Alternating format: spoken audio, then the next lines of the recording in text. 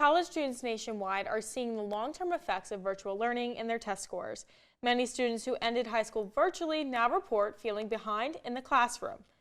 An April study found that students across the globe are 8 months behind where they would have been without the pandemic. I talked with Elon's Director of Learning Assistance and a student tutor to learn more on the problems that are affecting students on campus.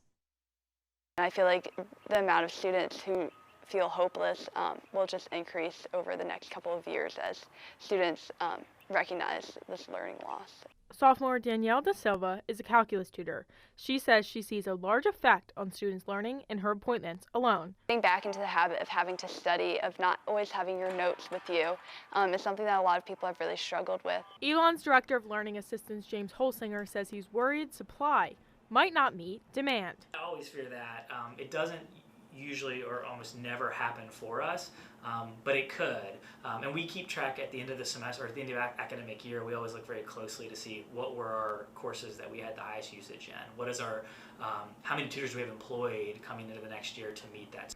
Students K through 5 testing in 2021 compared to 2019 were about 9 points behind in reading and 10 points behind in math. That's equivalent to being 5 months behind by the end of the school year. By the time they get to high school, experts worry they will be less likely to graduate on time. Similarly, North Carolina's Department of Public Instruction reported a negative impact on test scores for almost all subjects over the same periods of time.